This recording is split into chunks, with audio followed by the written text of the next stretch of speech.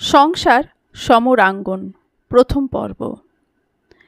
একসাথে সংসারটা বোধহয় আর চালিয়ে নেওয়া যাচ্ছে না। শুধু অশান্তি আর অশান্তি, নেই বনিবনা।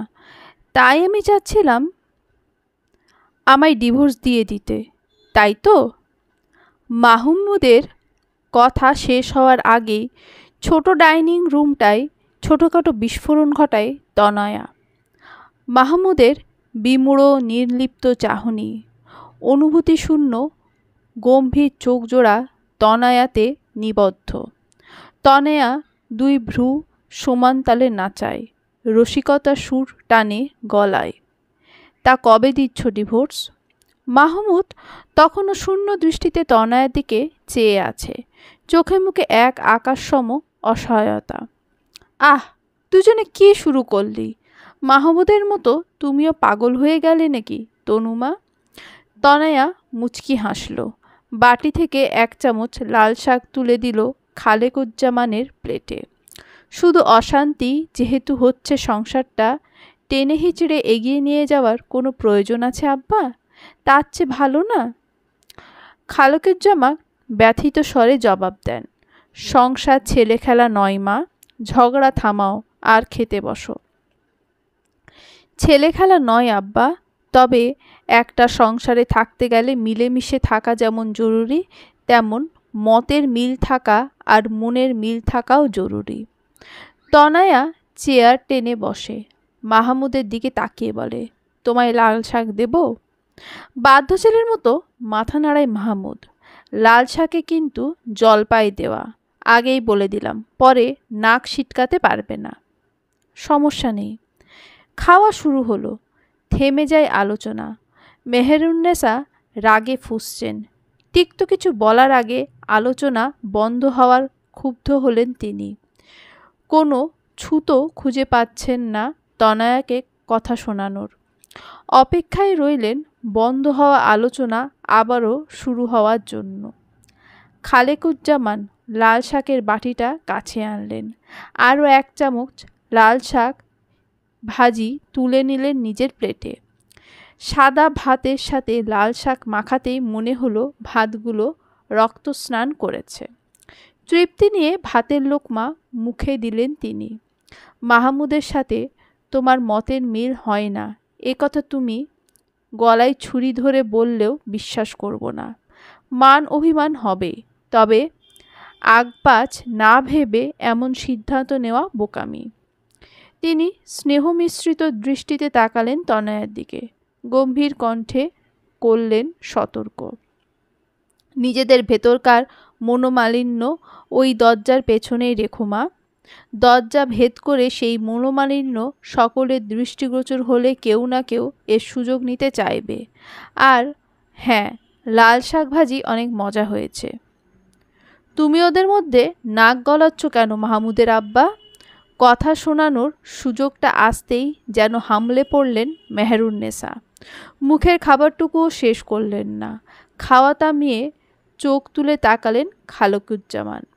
আমার ছেলেটা কেমন শুকিয়ে যাচ্ছে দেখছো? মানসিক অশান্তিতে আছে। আমি মা, আমি বুঝি। লাল শাকের শেষ অংশটুকু দিয়ে ভাত মেখে মুখে পুরে নিলেন তিনি। মুখটাকে করে ফেললেন বিকৃত, যেন জঘন্য কিছু না চাইতেও খাচ্ছেন। তুমি স্বাদের কি বোঝো? কোনোদিন শুনেছ জলপাই দিয়ে লাল শাক ভাজি করে? যা তা রান্না করে, আর আমাদের মুখ বন্ধ করে সহ্য করে খেতে হয়। এতক্ষণ তো দিব্যি খাচ্ছিলে। থতমত খেয়ে গেলেন তিনি, ধরে পড়তে চাইলেন না। আমি কখনো এসব রান্না করেছি? না, তোমার মা এসব রান্না করেছে। খালেকুজ্জামান বিড়বিড় করে আওড়ালেন, দুদিন পর পর ঝগড়া করে বাপের বাড়ি চলে গেলে দেখবে কিভাবে? কথাটা মেহেরুন্নেসার কান অবধি না পৌঁছালেও তনয়া ঠিকই শুনে ফেলে, তবে বুঝতে দিল না কাউকে। মুনিরাও খেতে পাচ্ছে না এসব দিয়ে। প্লেটের ভাত একটাও নড়েনি। আর মাহমুদের প্লেটের দিকে তাকাও একবার। মায়ের কথায় তার খাওয়া বন্ধ হয়ে গেল মুনিরার। ভাতের লোকমা মুখের কাছে নিয়েও রেখে দিল প্লেটে। তাকালো অসহায় চোখে।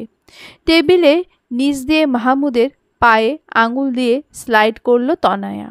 মাহমুদ বুঝতে পারলেও তাকালো না, মাথা নুইয়ে দৃষ্টি স্থির রেখে ভাতের প্লেটে। প্রতিক্রিয়া না পেয়ে আবারও স্লাইড করে পায়ে। গোপন বার্তাটুকু চোখে চোখে দিতে চাচ্ছে সে। মাহমুদ তাকাতেই তনয়া চাহনি শুরু হয়। ভ্রু উঁচিয়ে কিছু একটা বুঝাতে মাহমুদ চোখের ইশারায় বারণ করল। তনয়া শুনল না সে বারণ। যারে দেখতে নারী তার চলন বাঁকা, প্রবাদটা আওড়ে নিজের খাওয়ায় মনোযোগ দেন খালেকুজ্জামান। ন্যাকা সুর টানে তনয়া। মুনিরা, তুমি লাল শাক দিয়ে খেতে পাচ্ছ না? না থাক, কষ্ট হলে খাওয়ার দরকার নেই। না না, আমি খেয়ে নিচ্ছি ভাবি, খাবার নষ্ট করা ঠিক না। ও মা, নষ্ট হবে কেন? আমি নিয়ে নিচ্ছি, তুমি বরং ওই বাটিতে রাখা মাংস দিয়ে খাও। টুক করে মুনিরার প্লেটের শাকটুকু নিজের প্লেটে নিয়ে নিল সে। মেহেরুন্নেসা যেন আরও একটা সুযোগ পেয়ে গেলেন।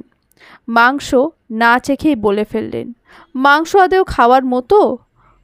কৌটার সব নুন একেবারে ঢেলে দিয়েছে, ঝাল আর নুনের জন্য মুখে নেওয়াই যাচ্ছে না। খালেকুজ্জামান বিরক্ত হলেন, তক্ত স্বরে বললেন, মাহমুদের মা, হয়েছে তো, একদিন রান্নে একটু 19-20 হয়, তোমার হতো না? খেয়ে নাও। তনয়া ব্যাপারটা হজম করতে পারল না। স্পষ্ট তার মনে আছে সব কিছু পরিমাণ মতো দিয়েছে, তবে কি কেউ অতিরিক্ত লবণ আর ঝাল মিশিয়েছে? সে সন্দিহান নজরে তাকালো মেহেরুন্নেসার দিকে। মুনিরা একটু তরকারি নিয়ে দেখলো সব ঠিক আছে কি না। আমি তো সব পরিমাণ মতোই দিয়েছিলাম। না, আমি তো মিথ্যা বলছি। কোনো দিন জানি খাবারের নামে বিষ খাইয়ে দেয় আল্লাহ জানে। আহ, মাহমুদের মা, থামবে তুমি? মুনিরা এক টুকরো মাংস মুখে নিল। পাশ থেকে মেহেরুন্নেসা চিমটি কাটে। ইশারা বুঝতে পেরে সে মুখ বিকৃত করে ফেলে। মুখ থেকে মাংসের টুকরোটা ফেলে দিয়ে এমন ভাব করল যেন ঝালে মরে যাচ্ছে। এক টুকরো মাংস মাহমুদের প্লেটে দেয় তনয়া। খেয়ে দেখো তো একটু, আমি তো সব ঠিকই দিয়েছিলাম। মাহমুদ দীর্ঘশ্বাস ফেলে। আরও একটা অশান্তির আগাম পূর্বাভাস সে পাচ্ছে। যত চাই এই দ্বন্দ্ব অশান্তি কমুক, ততই যেন বেড়ে চলেছে। মাংসের টুকরোটা মুখে দিতে দেরি আর মেহেরুন্নেসার আহাজারি করতে দেরি হলো না। আহারে, ঝালে কেমন চোখ মুখ লাল হয়ে গেল ছেলেটার। নে বাবা, আগে একটু পানি খা। পানির গ্লাসটা ধরলেন মাহমুদের মুখের সামনে। মাহমুদ বোকা বনে গেল, অবাক চোখে তাকালো তার মায়ের দিকে। সে নিজেই তো এখনো ভালো করে মাংসের স্বাদ বুঝতে পারল না, এইদিকে তার মা তার মুখের স্বাদ টের পেয়ে গেল। মায়ের প্রতি থাকা বিশ্বাসটা যেন তিনি নিজেই অবিশ্বাসে রূপান্তর করবে তা মাহমুদ কখনোই কল্পনা করেনি। সে তনয়ার কাছে বাজেভাবে হেরে গেল। সে কেবল তনয়ার কাছেই হারেনি, হেরেছে নিজের কাছেও। তরকারি কি আসলে অনেক ঝাল হয়েছে মাহমুদ? মাহমুদ উত্তর দিল না। উত্তর না পেয়ে তনয়া নিজে একটু তরকারি চেখে দেখল। সব ঠিকই তো মনে হওয়ায় 1 চামচ দিল খালেকুজ্জামানের পেটে। আব্বা, আপনি একটু খেয়ে দেখেন তো, আমার তো সব কিছুর পরিমাণ ঠিকঠাকই লাগছে। দেখ বাবা দেখ, তোর বউ আমাকে মিথ্যাবাদী প্রমাণ করার জন্য জনে জনে খাইয়ে জিজ্ঞেস করছে কেন আমি কি ঝাল আর নুনের মাপ বুঝি না? কোটা বাছা থেকে শুরু করে আগুনের তাপে পুড়ে দাঁড়িয়ে থেকে আমি রান্না করেছি। আমি জানি কোনটা কি পরিমাণে দিয়েছি। আপনি যখন ভুল ধরছেন তো দেখব ওটা আসলেই ভুল কি না। মেহেরুন্নেসা বিলাপ শুরু করলেন। কপাল চাপড়াতে চাপড়াতে বললেন, রান্না কেমন হয়েছে আমি কি সেটা বলতেও পারবো না? এটা আমার অন্যায়? দেখো, তোদের সামনেই তোর বউ আমার সাথে ঝগড়া করছে, আর তোরা না থাকলে তো রান্না ঠিকই আছে। আর এমন ঝাল তো আমরা সবাই খাই, আর মাংসে একটু আধটু ঝাল না হলে মজা লাগে নাকি? তুমি তো বলবে বশ করে রেখেছে যে। আব্বা, তরকারি সব ঠিকঠাক তো? খালেকুজ্জামান সম্মতি জানাতেই তনয়া রান্নাঘরে গিয়ে তরকারির পাতিল নিয়ে এলো। নিজেদের জন্য খানিক তুলে রেখে বাকি তরকারিতে 1 গ্লাস পানি ঢেলে দেয়। এবার গোস্তে নুন আর ঝালের পরিমাণ ঠিকঠাক হবে। আপনারা 3 জন বরং তৃপ্তি করে খান। আমরা শ্বশুর বউ না হয় এই জঘন্য তরকারি দিয়েই খেয়ে নেব। ডাইনিংয়ের পরিবেশ মুহূর্তেই থমথমে হয়ে গেল। আচমকা তনয়া এমন একটা কাণ্ড ঘটাবে তা কেউ কল্পনা করেনি। ক্রোধে উত্তাল হয়ে উঠলেন মেহেরুন্নেসা। ক্রোধ দমিয়ে দাঁতে দাঁত চেপে উচ্চারণ করলেন, তুই কি তোর বউকে কিচ্ছু বলবি না মাহমুদ? মাহমুদ বলার আগেই জবাব দেয় তনয়া, বউকে বলার আগে অবশ্যই মাকে বলতে হবে, কারণ শুরুটা মাই করেছে। তোমার এত বড় সাহস, তুমি আমার মায়ের মুখে মুখে তর্ক করছো? এটা তোমাদের বংশগত পরম্পরা মুনিরা। তোমাদের বংশের বউরা বিয়ে হয়ে এসে শাশুড়ির সাথে গলাবাজি করে। বিশ্বাস না হলে তোমার মাকে জিজ্ঞেস করো। সেই তুলনায় আমি তো 3 বছর সময় নিয়েছি। তুই এখনও কাপুরুষের মতো চুপ করে থাকবি? কিচ্ছু বলবি না? তোর বউ জানাই তাই বলে যাচ্ছে। বিষণ্ণ হাসি ফেটে ওঠে তনয়ার মুখে। অভিমানে ঝড় ওঠে কণ্ঠনালীতে। বউয়ের প্রতি অন্যায় হওয়া দেখেও যে পুরুষ চুপ করে থাকে সে কাপুরুষ বই কি সুপুরুষ নয়। কথাটা ইগোতে লাগে মাহমুদের। চোখ গরম করে সে তনয়ার দিকে তাকালো। এবার কিন্তু বাড়াবাড়ি হয়ে যাচ্ছে তনয়া, সংযত হও। তোমার মা যখন অযথায় রান্নায় একের পর এক ভুল ধরছিল তখন বাড়াবাড়ি ছিল না? তনয়ার কণ্ঠে বাঘিনীর মতো তেজ। এত কিছুর মাঝেও নিজের মতো খেয়ে চলেছেন খালেকুজ্জামান। এসব যেন তার কিছুই যায় আসে না, এমন একটা ভাব, এমন একটা দৃশ্য যেন মেহেরুন্নেসার রাগকে আরও তপ্ত করে ফেলল। তোমার সামনে তোমার ছেলের বউ আমার সাথে তর্ক করছে আর তুমি গোগ্রাসে গিলে যাচ্ছ। তোমার ছেলে মতো তুমিও চুপ করে থাকবে? প্লেটের অবশিষ্ট খাবারটুকু খেয়ে নিলেন খালেকুজ্জামান।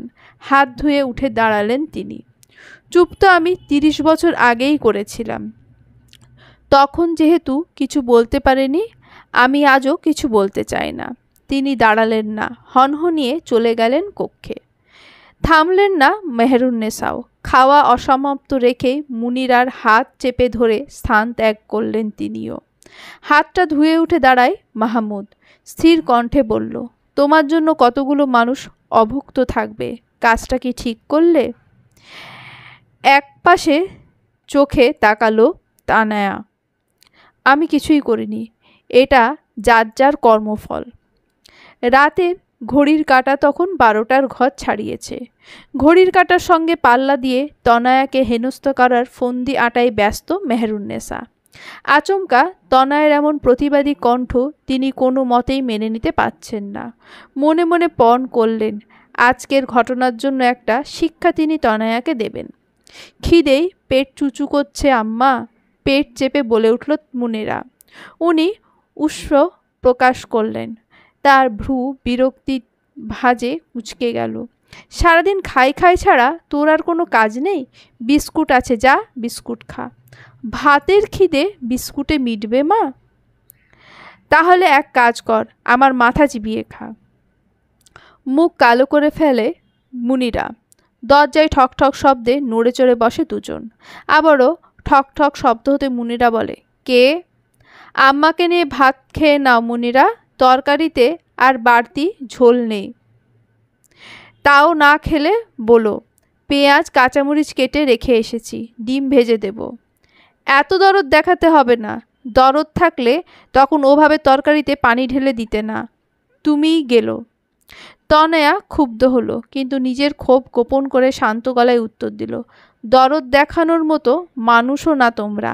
পেঁয়াজ আর কাঁচামরিচ ফ্রিজে রাখছি, ইচ্ছে হলে ডিম ভেজে খেয়ে নিও। অন্ধকারে কপালে হাত ঠেকিয়ে শুয়ে আছে মাহমুদ।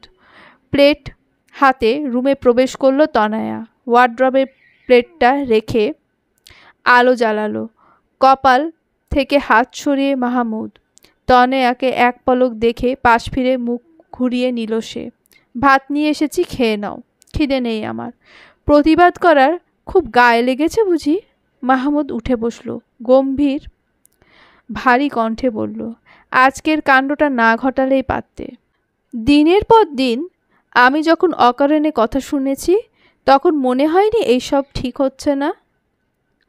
আমরা সমবয়সী বলে এটা নিয়েও কথা শুনিয়েছে তোমার মা। তখনও তুমি চুপ ছিলে। তনয়া উত্তরের আশা করল না। ওয়ার্ড্রপ থেকে চাদর বের করে ফ্লোরে বিছিয়ে নিল। বালিশে হাত দিতেই মাহমুদ ঝট করে হাতটা ধরে ফেলে। পাগলামি না করে বিছানায় শুয়ে পড়ো। ফ্লোরে ঘুমালে তোমার ঠান্ডা লেগে যাবে। কোথায় ঘুমালে আমার কি হবে তোমার এত চিন্তা না করলেও চলবে। নতস্বরে মিনমিন করে জবাব দেয় মাহমুদ। তোমার চিন্তা আমি না করলে আর কে করবে? আমার জন্য তোমার আদৌ চিন্তা হয়? মাহমুদের হাত থেকে আস্তে করে হাতটা ছাড়িয়ে নিল তনয়া। তার কণ্ঠে অভিমানের ভাত যেন আরও স্পষ্ট হয়ে উঠল। মাহমুদ, এক বিছানায় 7 ঘন্টা ঘুমোলেই স্বামী হওয়া যায় না। স্বামী হতে গেলে দায়িত্বও পালন করতে হয়। হতবুদ্ধি চোখে তনয়ার বিবর্ণ মুখের দিকে তাকিয়ে রইল সে। নির্লিপ্ত কণ্ঠে বলল, তুমি কি চাও? আমি মায়ের সঙ্গে ঝগড়া করি? উল্টো দিকে মুখ করে শুয়ে পড়ে তনয়া। ম্লান হয়ে উঠে তার কণ্ঠ। ঝগড়া করার কথা তো আমি বলিনি, শুধু চাই ঠিকটাকে ঠিক আর ভুলটাকে ভুল বলো। মাহমুদ ফিচেল হাসল। সেটা করতে গেলেই তো ঝগড়া বেঁধে যাবে। তার চেয়ে ভালো না চুপ থাকা। তনয়া দীর্ঘশ্বাস ফেলে। ঠোঁটের কোণে এক চিলতে হাসি নিয়ে বলে, এক নারীর কাছে বাধ্য সন্তান হতে গিয়ে আরেক নারীর কাছে স্বামী হয়ে উঠতে পারো না ব্যালেন্স করতে কোনো সম্পর্ককে। আজ তো করলে প্রতিবাদ, আর কি চাও? পাশ ফিরে তাকালো সে। যেদিন শুরু হয়েছিল সেদিন আমার ঢাল হয়ে দাঁড়ালে আজ আমাকে এমন রূঢ় প্রতিবাদ করতে হতো না। সহ্য করতে করতে পিঠ দেওয়ালে ঠেকে গেছে আমার। আর পেছনোর সুযোগ নেই। এখন সামনে পা বাড়িয়ে প্রতিবাদ করার পালা। এমন করো না তনয়া, তারা বয়স্ক মানুষ, বদদোয়া লাগবে। তীক্ষ্ণ বৃত্তুবে ভরা হাসি দিল তনয়া। বদদোয়া লাগার জন্য বয়স্ক হতে হয় বুঝি? মাহমুদ মাথা নিচু করে ফেলে। আমি যে এতগুলো দিন মানসিক অত্যাচার সহ্য করলাম, তার বেলায় বদদোয়া লাগবে না মাহমুদ? রুহের হাই বলে তো একটা কথা আছে। উনি আমার মা তনয়া। মাহমুদের অসহায় কণ্ঠ। আর আমি কে? মাহমুদ শূন্য চোখে চেয়ে রইল। বাজি ধরেছিলে না আমার সাথে? কুণ্ঠায় দৃষ্টি নামিয়ে নিল মাহমুদ। বলেছিলে না মুখে বকাবকি করলেও আমাকে ভীষণ ভালোবাসে তোমার মা? প্রেডিকশন দিয়েছিলে না কথাটা বলার সঙ্গে সঙ্গে তেড়ে আসবে তোমাকে মারতে? বাস্তবতা দেখলে আমাকে কতটা অপছন্দ করেন তিনি। মুখটা আরও ম্লান হয়ে গেল মাহমুদের। তোমার প্রেডিকশন না মিললে আমি কি করব বলেছিলাম, মনে আছে তোমার? এখন থেকে সেটাই হবে। মাহমুদ কাতর চোখে তাকাতেই তনয়া অস্পষ্ট হাসি দিল। প্রতিবাদ? এখন থেকে যখনই আমার সাথে অন্যায় হবে তখনই আমি প্রতিবাদ করব। গত 3 বছর ধরে যখন আমার হয়ে দুটো কথা তুমি বলতে পারোনি, এখন আমার ব্যাপারে না হয় আমাকেই বুঝে নিতে দাও। মধ্যরাত। দরজায় ধড়াম করে শব্দ হতেই ধরফড়িয়ে উঠে বসেন খালেকুজ্জামান। আকস্মিক ঘুম ভেঙে যাওয়ায় শরীর কাঁপছে তার। অন্ধকারে ঘামছেন ভয়ে। মেহেরুন্নেসা আলো জ্বালাতেই দেখা গেল খালেকুজ্জামানের চোখে মুখে আতঙ্ক। মেহেরুন্নেসা হনহনিয়ে এসে খালেকুজ্জামানের সামনে দাঁড়ালেন। বিস্ফোরিত কণ্ঠে বললেন, তোমার ছেলের বউয়ের এত বার বেড়েছে, এই মুহূর্তে যদি তুমি এর কোনো বিহিত না করো তাহলে এই সংসারে হয় ওই মেয়ে থাকবে নয় আমি। নির্বোধের মেহেরুন্নেসার মুখের দিকে তাকিয়ে রইলেন তিনি। মস্তিষ্ক ফাঁকা ফাঁকা লাগছে। পাশে ছোট টেবিলে ঢেকে রাখা পানির গ্লাস হাতে নিয়ে এক ঢোকে খালি করে ফেললেন সেটা। চোখ বুজে ধাতস্থ করলেন নিজেকে। মস্তিষ্ক শরীর স্বাভাবিক হতেই জিজ্ঞেস করলেন, কি হয়েছে? তিনি ফুঁসতে ফুঁসতে জবাব দেন, আমরা নাকি দরদ দেখানোর মতো মানুষ না। কোন পাকা ধানে মই দিয়েছি আমি তোমার ছেলের বউয়ের? কেন বলেছে কথা? মুখ ঘুরিয়ে অন্যদিকে তাকালেন মেহেরুন্নেসা। মুখ ভারী করে উত্তর দেন, খাওয়ার জন্য ডাকতে এসেছিল। খালুকুজ্জামান দীর্ঘশ্বাস ফেললেন। বহু বছর আগে যখন মায়ের সাথে তোমার তর্ক বিতর্ক হতো, কোনোদিন ডেকেছো খাওয়ার জন্য? তিনি আরও ক্ষিপ্ত হয়ে উঠলেন। আশ্চর্য, এত বছর আগের কথা এখন তুলছো কেন? তাছাড়া সবসময় দোষ তোমার মায়ের থাকতো।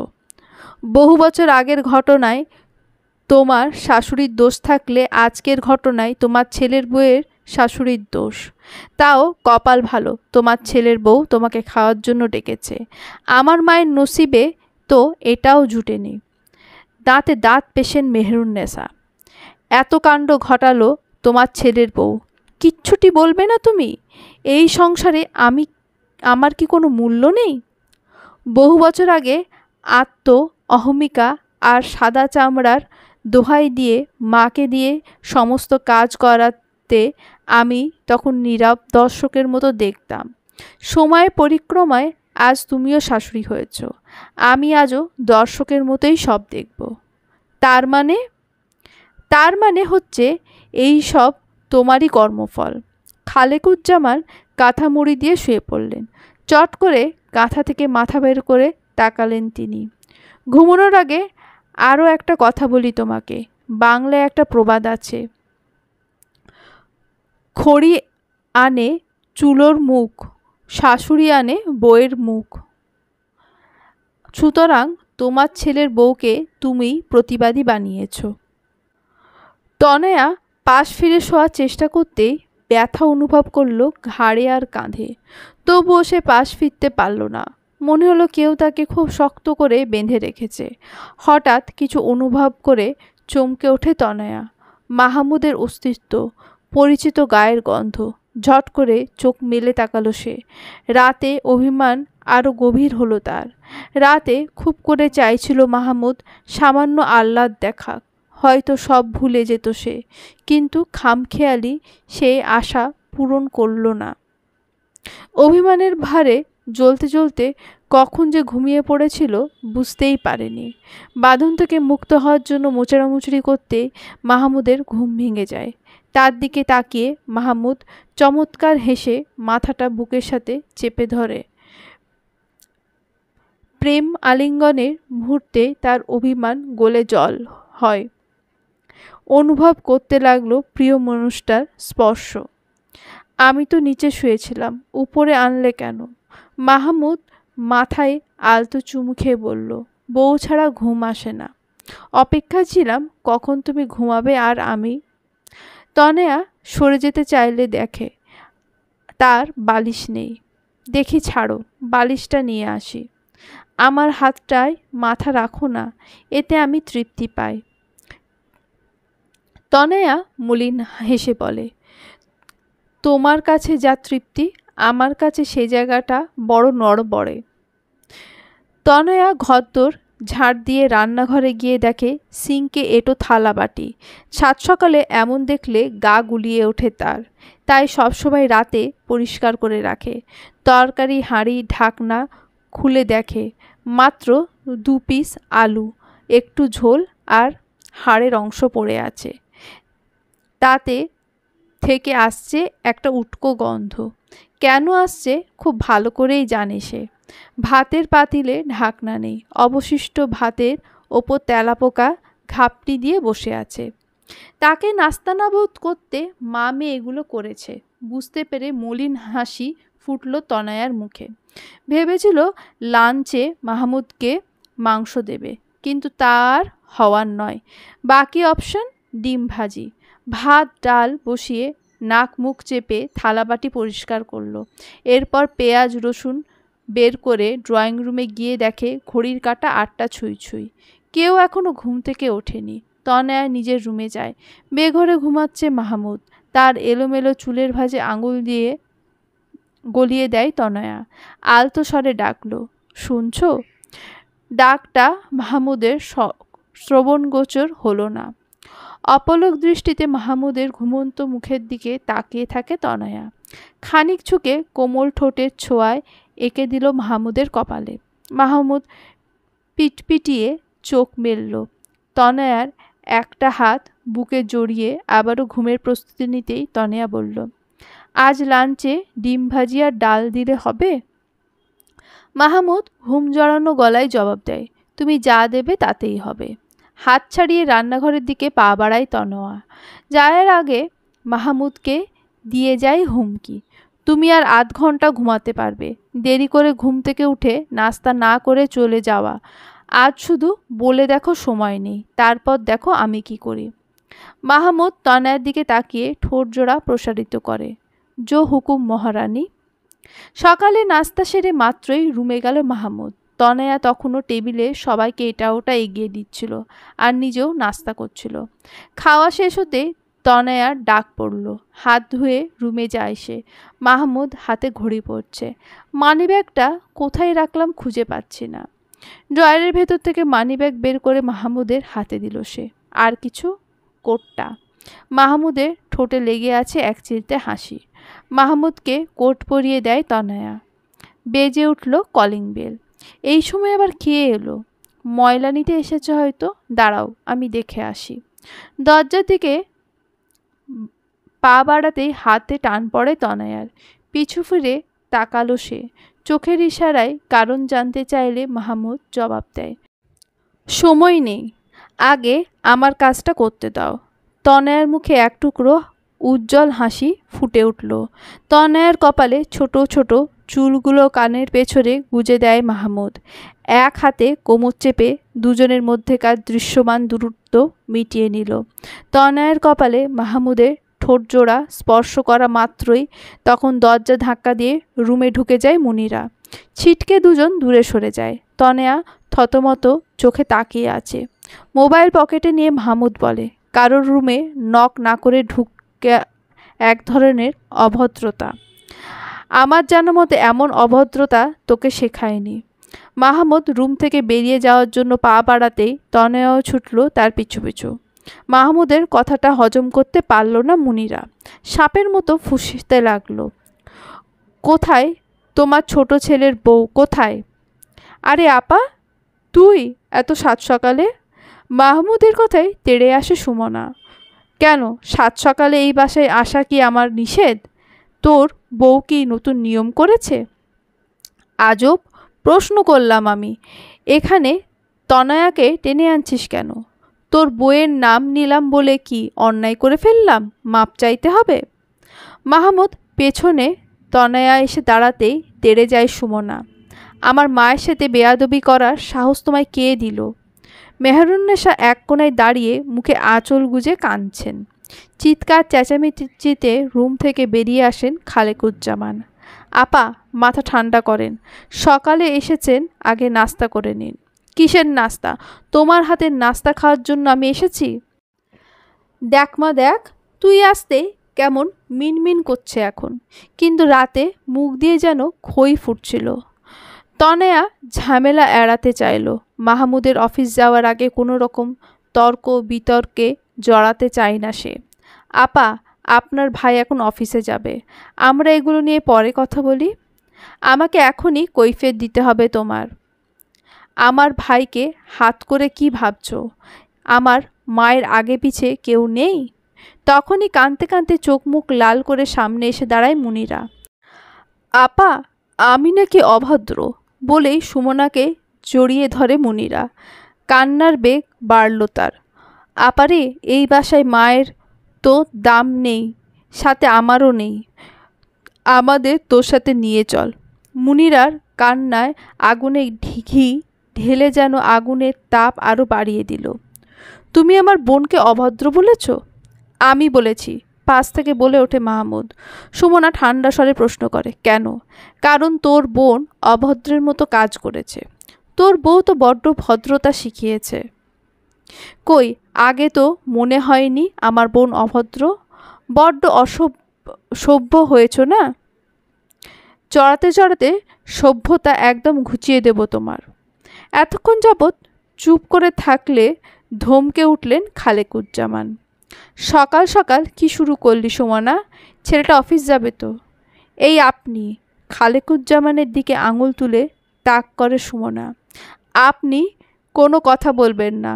যখন এই ফাজিল মেয়েটা খাবারে পানি ঢেলেছিল তখন মুখে কুলু পেটেছিলেন? আপনার স্ত্রী, কন্যা, অভুক্ত, আর আপনার লজ্জা করেনি গোগ্রাসে গিলতে। খালেকুজ্জামান চমকে উঠে মেয়ের দিকে অবাক দৃষ্টিতে তাকালেন। এই বয়সে মেয়ের এতটা অধঃপতন! ঠিক ভুল যাচাই না করে এখনই মেয়ে তাকে শাসাচ্ছে। তিনি নির্বাক হয়ে গেলেন একেবারে। নিজেকে শান্ত রাখার আপ্রাণ চেষ্টা করলেও শেষের কথাটাই আর নিজেকে শান্ত রাখতে পারল না তনয়া। রাগে উত্তাল হয়ে ওঠে সে। এটা ভদ্রলোকের বাসা, অসামাজিক অভদ্র মানুষের মতো সাত সকালে চেঁচামেচি করবেন না। আমাকে ভদ্রতা শেখাচ্ছ তুমি? আমাকে? আপনি অভদ্র হলে অবশ্যই আপনাকে ভদ্রতা শেখাবো।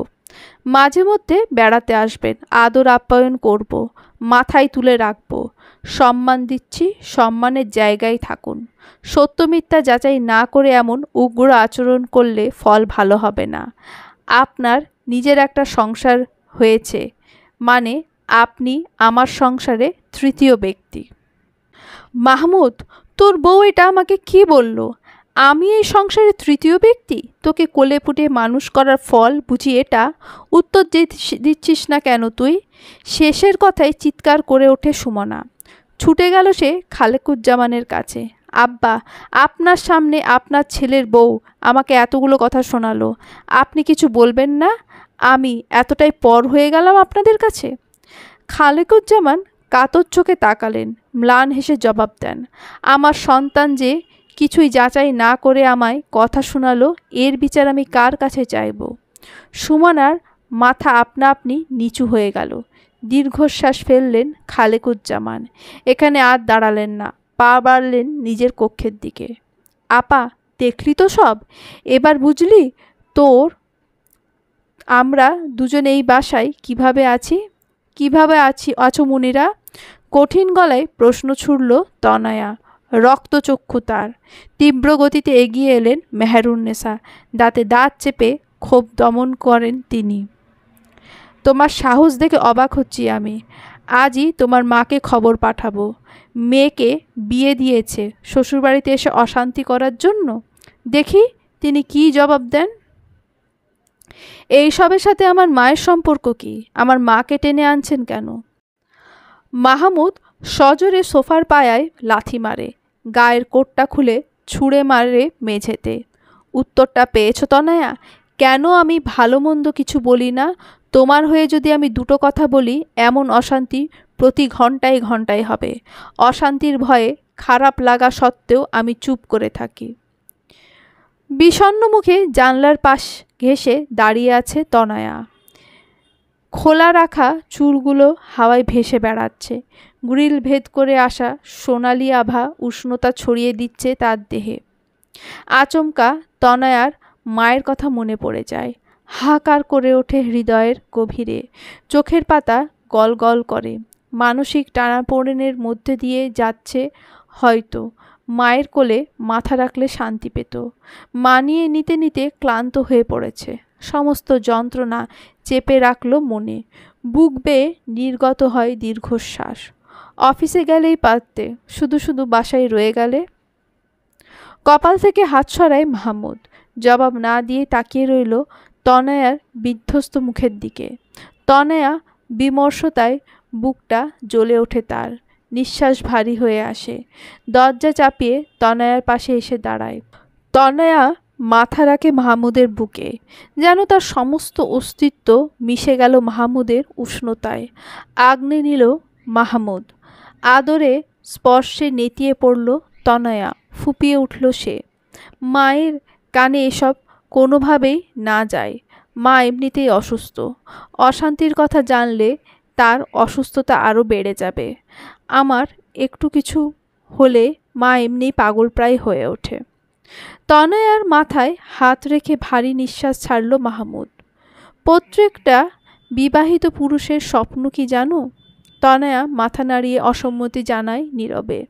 মাহমুদ হাতের আঁচলে তুলে নেয় তনয়ার মুখের আদল, যেন তাকে পুরোপুরি ধারণ করতে চায়। শুষ্ক ঠোঁট জোড়া আলতো করে ছুঁয়ে যায় তনয়ার কপাল। এটা বিবাহিত পুরুষদের স্বপ্ন? মৃদু হেসে অসম্মতি জানায় সে। প্রত্যেকটা বিবাহিত পুরুষের স্বপ্ন হলো মা আর বউকে একসাথে হাসতে দেখা। আদৌ সম্ভব এটা? হয়তো, হয়তো আবার না। মাহমুদ পুনরায় বলে, আমার উপর তোমার অনেক অভিমান, তাই না? তনয়া মাথা নুইয়ে ফেলে। মাহমুদ দীর্ঘশ্বাস ছাড়ল। দীর্ঘশ্বাসের সাথে সাথে হতাশা আর আফসোস যেন ছুটে পালিয়ে গেল কোথাও। নিষ্প্রভ হাসল সে। খাবার টেবিলে ভুল ধরার বদলে খুনসুটি হবে। আম্মার প্লেটে তুমি মাছের বড় টুকরোটা তুলে দিলে উল্টে আম্মা তোমার প্লেটে দিয়ে বলবে, আমি তো অনেক খেলাম, এখন তুমি খাও। তোমার আর আমার মধ্যে টুকটাক ঝামেলা হলে আম্মা আমাকে শাসন করবে, তেড়ে আসবে মারার জন্য। চুপ হয়ে যায় মাহমুদ। তনয়াকে পাশ কাটিয়ে জানালা ঘেঁষে দাঁড়ায়। এমন দৃশ্যের অপেক্ষায় আমি চুপ থাকি। ভেবেছিলাম আমাদের নীরবতা আমার যাওয়ার পথটাকে সুগম করবে। কিছু যদি বলি তাহলে তোমার প্রতি আম্মার তিক্ততা বাড়বে। তারা ভাববে তুমি আমাকে বশ করে নিয়েছো, তাদের কাছ থেকে ছিনিয়ে নিয়েছো। অশান্তি হবে। আজকের সকালটা এর উদাহরণ। তিক্ততা কি কমেছে? মাহমুদ জবাব দিতে পারে না। নীরবতা চাদরে আড়াল করে নিল নিজেকে। নরম হয়ে তো দেখলে, এখন একটু প্রতিবাদ করে দেখো। যখনই ভুল করবে তখনই আঙুল দিয়ে দেখিয়ে দেবে, দেখো ভুল বুঝতে পারে কি না। কাল অনেক আত্মবিশ্বাস নিয়ে তোমার সাথে বাজি ধরেছিলাম। বাজিতে কেবল আমি তোমার কাছেই হারিনি, হেরেছে নিজের কাছেও। আমি সবাইকে নিয়ে আমার সংসার সাজাতে চাই মাহমুদ। এটাও চাই আম্মা উপলব্ধি করুক এতদিন যা করেছেন সব ভুল। খানিক চুপ থাকে তনয়া। এরপর মাহমুদ বলে করুণ স্বরে ডাকে, আমি বড় আপার সাথে বাড়াবাড়ি করে ফেলেছি, তাই না? আমার অমন করে বলা একদম উচিত হয়নি। জানি না, চলো আপার কাছে ক্ষমা চাইব। চোখ বড় বড় করে তাকায় মাহমুদ। কান চুলকে বলে, আমি কি ভুল শুনলাম? ভুল শোনোনি। আমি আপার কাছে মাফ চাইব, তবে একটা শর্তে।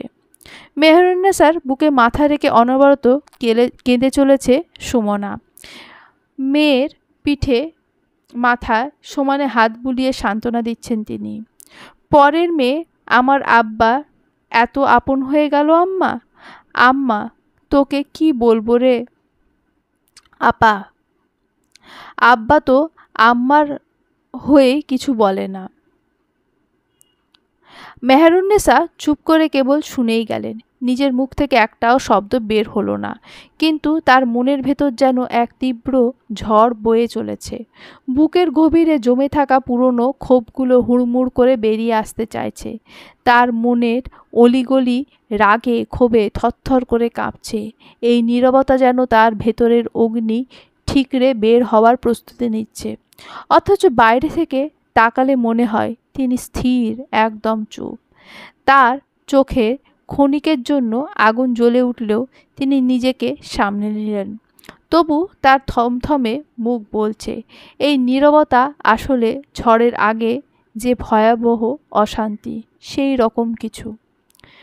আম্মা ভেতরে আসবো? মাহমুদের ডাকে নড়ে চড়ে বসল সকলে। মুনিরা মুখ ভেঙচি দিয়ে খাটের কোনায় গিয়ে বসে। আবারও ডাকল মাহমুদ, আম্মা। মেহেরুন্নেসা থমথমে গলায় জবাব দিলেন, আয়। তনয়াকে সাথে নিয়ে রুমে ঢোকে মেহমুদ। চোখের পানি মুছে ঝট করে মাথা তুলে তাকায় সুমনা। রুক্ষ স্বরে বলে, আবারও এসেছিস কথা শোনাতে? তখন তোর বউ কিছু বলতে ভুলে গিয়েছিল? তনয়া ক্ষমা চাইতে এসেছে। তোর বউ আর ক্ষমা? আম্মার সাথে যে বেয়াদবি করেছে সেটার জন্য ক্ষমা চেয়েছে, নাকি তুই জোর করে নিয়ে আসলি? জোর করে আনেনি, নিজেই থেকেই এসেছি। কে, তোমার বউ? তিরস্কারের স্বরে মুনিরা। আপার কাছে ক্ষমা চাও। তনয়া এক চুলও নড়ল না, হাত ভাঁজ করে দাঁড়িয়ে রইল ঠায়। কি হলো, যাচ্ছ না কেন? ধমকে উঠল মাহমুদ। তোর বউ না নিজে থেকে এসেছে, এই তার নমুনা? ক্ষমা আমি চাইব, তবে শর্ত আছে আমার। আজকাল মাপ চাইতে আসলেও শর্ত লাগে নাকি? জানতাম না তো, কটাক্ষ করল মুনিরা। কিছু কিছু ক্ষেত্রে লাগে। তো কি বলতে চাইছো তুমি? আমি যেমন আপনার কাছে ক্ষমা চাইতে এসেছি, তেমনি আপনাকে বাবার কাছে ক্ষমা চাইতে হবে। আফটার অল দুজনেই ভুল করেছি। তেতে উঠল সুমনা, দাঁত কিড়মিড় করে বলে, ওটা আমার আর বাবার ব্যাপার। নাক গলানো তুমি কে? এই সাহস তোমায় কে? আরও কিছু বলতে চাইলে সুমনার হাত চেপে ধরেন মেহেরুন্নেসা। চোখের ইশারায় আশ্বস্ত করলেন এবং বললেন চুপ থাকতে। শীতল কণ্ঠে বললেন, তোমার যদি শর্ত থাকে তো শর্ত আমাদেরও আছে। কি শর্ত? ক্ষমা তোমাকে চাইতে হবে সুমনার পায়ে পড়ে। খালেকুজ্জামান গভীর বিষণ্ণতায় নুয়ে পড়েছেন। মনে হচ্ছে তার হাত পা যেন ব্যর্থতার অদৃশ্য শৃঙ্খলে বাঁধা। মেয়ের আচরণ আজ তার মনে চরমভাবে আঘাত হেনেছে। বাবার মমতা, যত্ন আর আত্মত্যাগের মূল্য এভাবে ফিকে হয়ে যাবে তা তিনি কল্পনাও করেননি। বারবার বাজছে কথাগুলো। মনের ভেতরটা আগুনে দগ্ধ হচ্ছে। ক্ষতচিহ্ন রেখে যাচ্ছে প্রতিটা শ্বাসে। তপ্ত অঙ্গারে রূপ নিচ্ছে প্রীতি অনুভূতি। তিনি চোখ বুজে নিলেন। ৩৫ বছর আগে সৈনিকের পোশাক পরা সেই তাগড়া খালেকুজ্জামানের প্রতিচ্ছবি যেন ভেসে উঠল চোখে মুখে। ৯০-এর কথা মনে পড়তেই গায়ে কাঁটা দিয়ে ওঠে খালেকুজ্জামানের। সেইবার সন্ত্রাসী দমন অভিযান পরিচালনার জন্য অস্থায়ী ফিল্ড ক্যাম্প স্থাপন করেছিল পার্বত্য চট্টগ্রামে। সুমনা সবে আদো আদো বলিতে বাবা বলতে শিখেছে। ক্যাম্পে আসার দিন ১৫ আগেই ছুটিতে বাড়িতে গিয়েছিলেন তিনি। ছুটি শেষে মেয়েকে মায়ের কোলে দিয়ে গন্তব্যের উদ্দেশ্যে যখন পা বাড়িয়েছিলেন, কলিজা ছিঁড়ে যাচ্ছিল তার। বারবার চোখ ভিজে উঠেছিল। পিছু ফিরে তাকিয়ে ছিলেন বারংবার। যতক্ষণ দেখা যাচ্ছিল ততক্ষণ কেবল মেয়েকেই দেখে গিয়েছিলেন। ক্যাম্পে আসার পরও মন পড়ে থাকতো মেয়ের কাছে। এখনকার মতো তখন যোগাযোগের এত উন্নত মাধ্যম ছিল না। যেদিন সন্ত্রাসীদের সাথে তার বন্দুক যুদ্ধ হয় সেদিন সহকর্মীকে কাঁপা কাঁপা স্বরে বলেছিলেন, আমি যদি মরে গেলে আমার লাশের সাথে তুমিও যেও। আমার মেয়েটাকে বলো তার বাবা ভীষণ তাকে ভালোবাসে। আব্বা? সেই আদো বলি যেন কানে আসে ঠেকলো আবারও। বুকটা ধক করে উঠল তার। তিনি চট করে চোখ মেলে তাকালেন। করুণ স্বরে বললেন, কে? আমার সুমু? পরক্ষণেই তিনি নড়ে চড়ে বসলেন। নিরেট গলায় বললেন, বলো। সুমনা সামনে এলো। ভনিতা না করেই বলে, তখন আমার ওভাবে আপনাকে বলা ঠিক হয়নি। আমাকে ক্ষমা করবেন বলে হাঁপ ছেড়ে বাঁচল সে। পা থেকে মাথা পর্যন্ত সুমনাকে পর্যবেক্ষণ করেন খালেকুজ্জামান। চোখে চোখ রেখে প্রশ্ন করেন, তুমি আসলেই অনুতপ্ত? চোখ তো তা বলছে না। তৎক্ষণাৎ মাথা নুইয়ে ফেলে সুমনা। রইল নিশ্চুপ। খালেকুজ্জামান ফের বললেন, তোমার প্রতি আমার কোনো রাগ নেই। বাবা মা কখনো সন্তানের ওপর রেগে থাকে না। সুমনা ঠায় দাঁড়িয়ে রইল নীরবে। আর কিছু বলবে? এপাশ ওপাশ মাথা দুলায়। তবে তুমি যেতে পারো, আমি একটু ঘুমাবো। সুমনা ডাইনিং রুমে পা রাখতেই মেহেরুন্নেসা বলে ওঠেন, সুমনা তার বাবার কাছে মাপ চেয়েছে, এবার তোমার পালা। আমার মেয়ের পা ধরে মাপ চাও। পায়ে ধরার প্রস্তুতি নিতেই তনয়ার হাতটা ধরে ফেলে মাহমুদ। চোখের ইশারায় প্রশ্ন করতে মাহমুদ মাথা নাড়িয়ে অসম্মতি জানায়। এটা শর্তে ছিল মাহমুদ। তো মানে শর্ত পূরণ করতে দাও। তনয়া আবারও সুমনার পা ধরতে নিলে মাহমুদ দাঁতে দাঁত পিষে বলে, তুমি শর্ত পূরণ করতে চাও আর আমি তোমাকে আদেশ দিলাম তুমি আপার পায়ে হাত দেবে না।